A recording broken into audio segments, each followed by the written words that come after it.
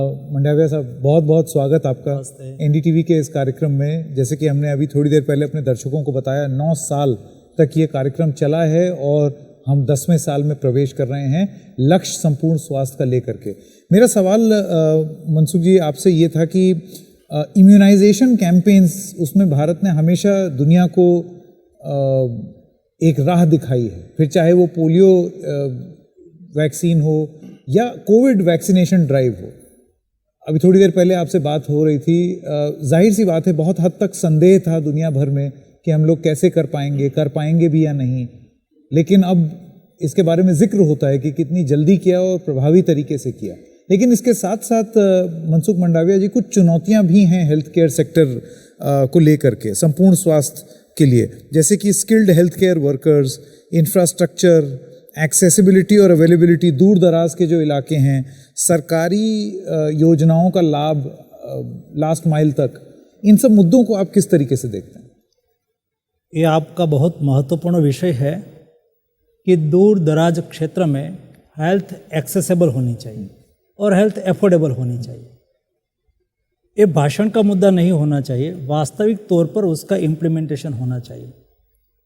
और इसलिए हेल्थ को एक्सेसिबल बनाने के लिए क्या करना चाहिए?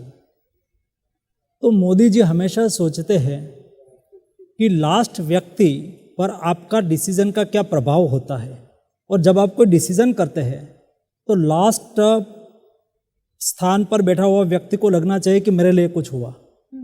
हेल्थ को एक्सेसिबल करने के लिए हमने, मोदी गवर्नमेंट ने देश के 6 से 7 हज़ार पॉपुलेशन पर एक हेल्थ एंड वेलनेस सेंटर बनाने के लिए तय किया, और पिछले 9 साल में देश में 1,60,000 हेल्थ एंड वेलनेस सेंटर बन चुका है।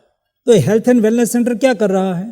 देश के लास्ट व्यक्ति को पता होना चाहिए कि मेरी कोई हेल्थ को प्रॉब्लम है तो मुझे क्या जाना, तो उसको जाना है हेल्थ एंड वेलनेस सेंटर पर, जो गवर्नमेंट की व्यवस्था है।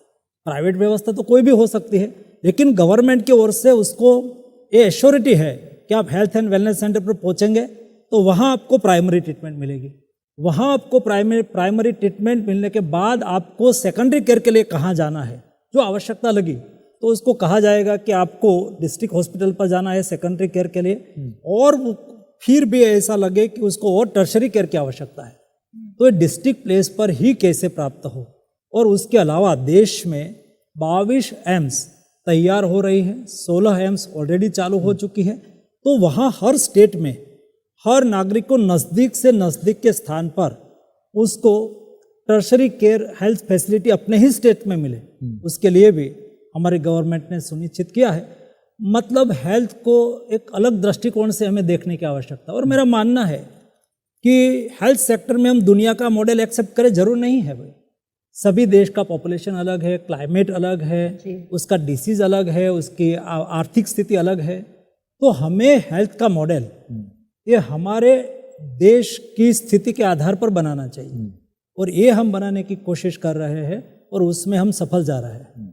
जी, बहुत बहुत धन्यवाद आपका।